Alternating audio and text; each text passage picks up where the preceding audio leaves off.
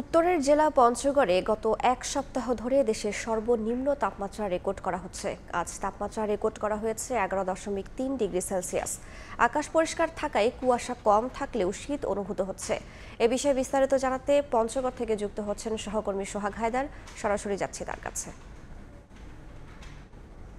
হিমালয়ের কোল ঘেঁষা দেশের উত্তরের জেলা পঞ্চগড়। এ জেলায় প্রতি বছর শীতের তীব্রতা বা শীত একটু ভিন্নভাবেই আসে, যার ব্যতিক্রম এবারও ঘটেনি। আমরা দেখেছি গত এক সপ্তাহ ধরে এ জেলায় দেশের মধ্যে সর্বনিম্ন তাপমাত্রা বিরাজ করছে। আমি জানিয়ে রাখি, গত 7 দিন ধরে কিন্তু এই জেলার তাপমাত্রা 10 থেকে 13 ডিগ্রির মধ্যে উঠানামা করলেও কিন্তু আজকে কিছুটা বেড়েছে তাপমাত্রা।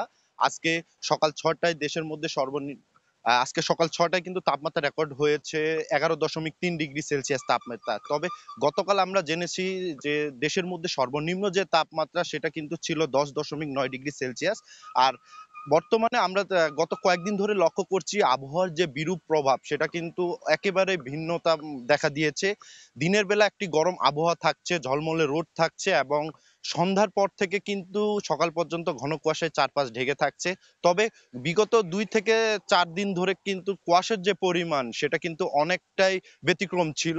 ঘন কুয়াশার পরিমাণ অনেকটাই কম ছিল। তবে আজকে খানিকটা কুয়াশা লক্ষ্য করা যাচ্ছে। একই সাথে যে শীতের কনকনে অনুভূতি, পাহাড়ি হিম বাতাস সেটা কিন্তু অব্যাহত রয়েছে।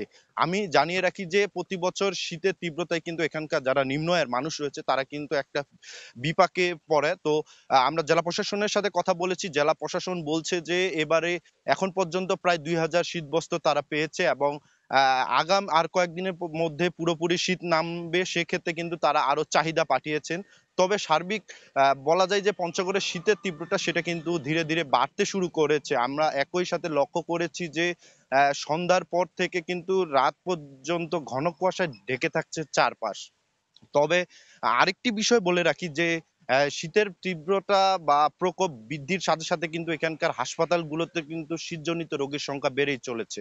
তো এ ছিল আমার কাছে পঞ্চগড় থেকে শীতের সর্বশেষ খবর। সরাসরি যুক্ত ছিলাম পঞ্চগড়ে।